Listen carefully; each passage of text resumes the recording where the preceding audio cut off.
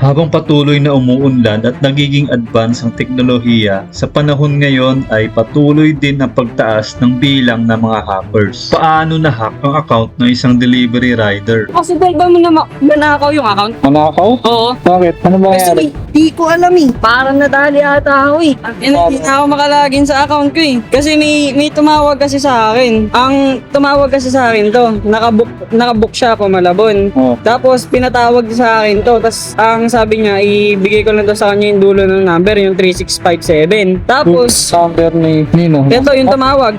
Hindi, ito yung tumawag sa akin. Sabi niya, kahit kunin na lang daw niya yung dulo ng number. Ngayon, sinabi ko lang to, yung 3657. Tapos, ang tagal niyan. Di, ano lang siya, nakahang lang siya. Opo. Tapos, di na ako makalagin ngayon.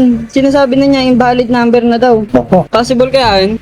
Yun kaya yung kailangan niya para makakuha niya yung account ko? Di na ako makalagin. Di mo ba nalagin mo ba to sa Ayun ibang cellphone? Hindi. Wala. Sa'yo lang.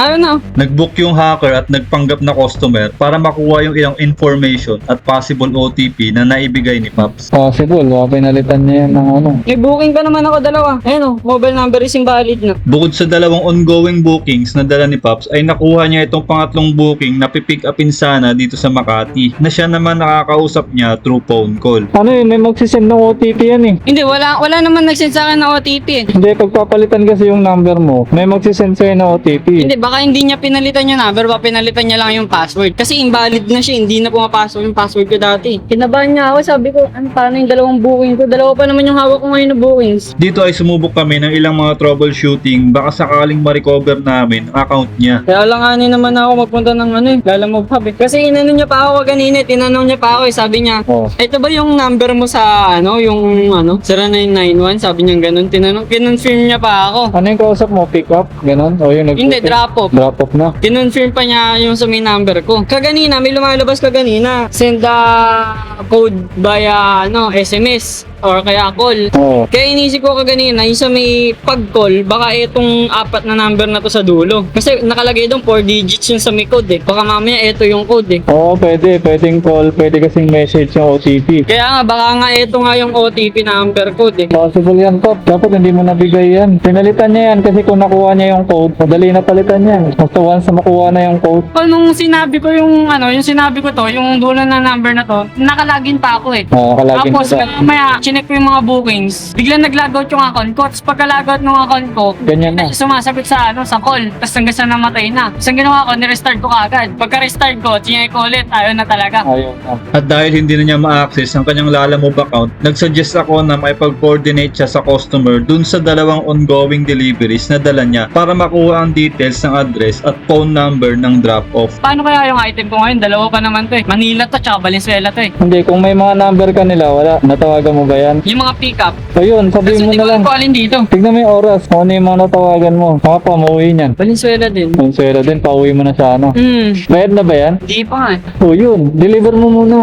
Sakto naman pauwi ka eh. Para pag uwi mo, bukas mo idulog yan. Sa ngayon, ganun mo na gawin mo. Pag nakuha mo yung address ng drop-off mo, i-drop off mo muna yan. Pati Valenzuela, uwi ka muna. Kasi langanin na rin, bukas mo idulog yan maaga. Mabuti na lang natawagan niya before yung isang number ng customer dun sa pick-up. Sir, lala mo po, ito po yung sa may pinag-pick up ako ganina sa Taguig, sir. Sir, okay lang po ba? Pa-text po sa akin yung exact address po dun sa may Valenzuela, sir. Kasi sir, tahak po yung yung Lalamove apps ko eh. Hindi ko po ma-open ngayon yung mga yung mga bookings ngayon, sir. Tsaka yung number ng drop-off para makontak. Opo. Tsaka yung na din, sir, yung number na din, sir, ng drop-off, no? Kasi nahack po yung Lalamove apps ko ngayon.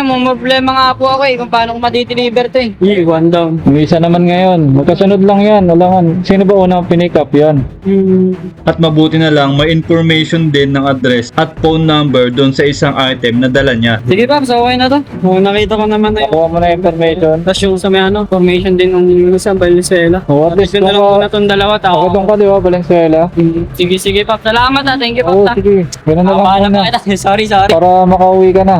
After namin mag-usap ay nagkaroon pa kami ng follow-up conversation through chat at na-deliver niya naman yung mga parcel at nakauwi siya ng maayos. At sa mga sumunod pa na araw ay dumulog si Ryder dun sa Lalamove Hub at kinonfirm nga doon na nahack nga yung account niya at binigyan siya ng ilang several days para ma-recover yung account niya at pababalikin siya doon at makukuha niya pabalik sa kanya rin yung account niya. Kung paano yung naging strategy at naging modus ng hacker ay nag-book siya doon sa Lalamove at tinawagan niya yung rider at kinonfirm din muna kung yun ba talaga yung number ng rider. At kinonfirm nga ito ni rider na yun talaga yung number niya at may naging instruction yung hacker na may tatawag daw sa kanya na landline number. Tapos yung landline number na yun ay may kasunod na last 4-digit OTP code. Bago mapalitan ang mobile number ng Lalamove account mo ay kinakailangan din ito muna ng OTP code at ng password ng account mo. Maraming mga paraan ng mga hacker para makuha yung information, lalo-lalo na yung password mo. At pag nakuha nila yung password mo at OTP code ng account mo at siguradong ma-hack talaga yung Lalamove account mo. Mga kapapsi, tandaan, huwag basta-basta mag-click ng mga links at baka matrap kayo sa mga fake websites na ginagawa ng mga hacker. Ito yung tinatawag na phishing sites. Pag napasok mo yun at nailagay mo ang login information mo ay siguradong makokopyan nila ang lahat ng iyong username or email at pati na rin yung password mo. Maging mapanuri sa mga suspicious at spam call at maging cautious sa mga nakakausap mo sa phone. Lalo na pag hinihingi yung mga important information mo, lalong-lalo na yung one-time password or yung OTP password mo. Kung nakaabot ka man dito sa dulo, I really appreciate you. If you found this video helpful,